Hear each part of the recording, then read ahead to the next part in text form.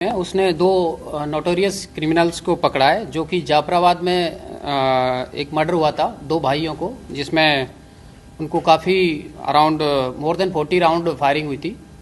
और उनको इन दोनों अक्यूज को क्राइम ब्रांच ने एक ब्रीफ एनकाउंटर के बाद पकड़ा है, जिसमें दोनों के लेग्स में गोली लगी है। इसका बैकग्राउंड में दोनों अक्यूज है, इन्होंने दिसंबर 16 2025 को जाफराबाद के एरिया में नदीम और फजील दो भाई है, उनका मर्डर किया था। और उसमें काफ़ी ग्रूसम मर्डर था, जिसमें इन्होंने अराउंड 40 से ज़्यादा राउंड फायरिंग की थी। इसको उसके बाद से ये लोग दोनों कहीं छुप गए थे, भाग गए थे, और हमारी टीम इसमें तभी से काम कर रही थी, क्राइम ब्रांच की। इसमें हमारी जो टीम है उसमें उसका लीड कर रहे थे एसीपी नरेंद्र बेनीवाल जी, और इनके inspector Sunil Kundu, SI Gunjan, ASI Satyendra, SC Rajiv, SC Prince, SC Mohit, SC Vikas. तो टीम काफ़ी टाइम से मैनुअल टेक्निकल सर्विलेंस के बेसिस पे काम कर रही थी। इसी बीच अभी हमें इन्फॉर्मेशन मिली कि रात में 8 तारीख की रात में एक्यूज, जो कि बीच बीच में दिल्ली एनसीआर में मूव कर रहे हैं, अपनी हाइड आउट चेंज कर रहे हैं, आएंगे और पेपर मार्केट गाजीपुर के एरिया में। तो टीम ने एक पूरा जाल बिछाया, और उसी टाइम जैसे अक्यूज आए थे, अक्यूज ने पुलिस की टीम पे फायरिंग करना शुरू कर दिया, और पुलिस की टीम ने जवाबी कार्रवाई की, और उसमें दोनों अक्यूज के पैर में गोली लगी है। और पुलिस स्टाफ एससी प्रिंस और एससी मोहित के बीपी जैकेट में भी गोली लगी है। टोटल अराउंड 16 राउंड फायरिंग हुए थे इसमें, और जिसमें दोनों अक्यूज है उनके पैर में गोली लगी है।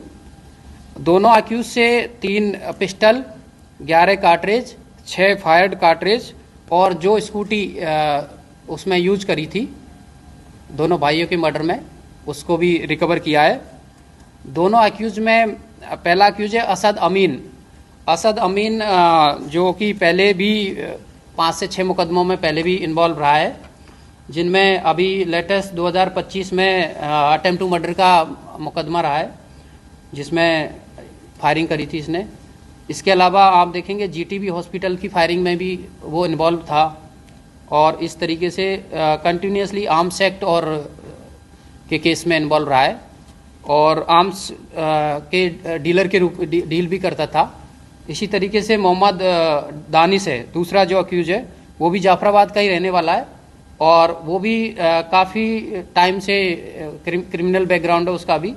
जैसे उसकी 2000 पहले पुरानी भी एफआईआर है 2016 में। इसके अलावा जो एफआईआर नंबर 181/25 है आर्म्स एक्ट की है, उसमें भी जिसमें पहले क्राइम स्पेशल सेल ने सलीम पिस्टल को अरेस्ट किया था, उसमें भी इन्वॉल्व रहा है। तो दोनों का बड़ा क्रिमिनल बैकग्राउंड रहा है, और इसमें हमारी टीम को काफ़ी लंबे टाइम के बाद टीम इनके पीछे थी। टेक्निकल मैनुअल इनपुट के बेसिस पे दोनों को पकड़ा है। मर्डर का मोटिव क्या था?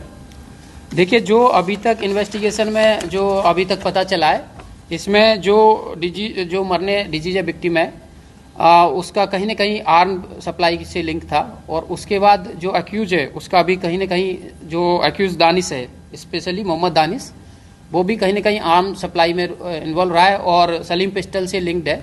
तो एक हिसाब से ये एरिया में डोमिनेंस के रूप में इन्होंने मर्डर किया था। देखिए, अभी वो इन्वेस्टिगेशन का पार्ट है। अभी 2 अक्यूज दोनों को पकड़ा है, क्योंकि ये पहली ही अरेस्ट है दोनों को। उसके बाद में जो भी और लोग इन्वॉल्व थे उनका भी इसमें रोल निकलेगा, तो उनको भी आगे अरेस्ट किया जाएगा। तो ये जो कहते हैं डिजीज की इनकी फैक्ट्रियां थी क्या की, या जाफराबाद के अंदर? देखिए, अभी तक जाफराबाद का ऐसा कोई सामने नहीं आया कि इनकी कोई फैक्ट्री थी। हमारे उस इन्वेस्टिगेशन में हमारी जो टीम को आगे जो कंसर्न केस चल रहा है, कंसर्न थाना, वो इन्वेस्टिगेट करेगा कि क्या कोई फैक्ट्री थी। हमारे इन्वेस्टिगेशन में फैक्ट्री नहीं आई। हाँ, ये जरूर आया, क्योंकि पहले क्राइम ब्रांच की टीम उनको अरेस्ट कर चुकी थी कि आर्म सप्लाई के केस में, तो आर्म सप्लाई का काम था। Thank you.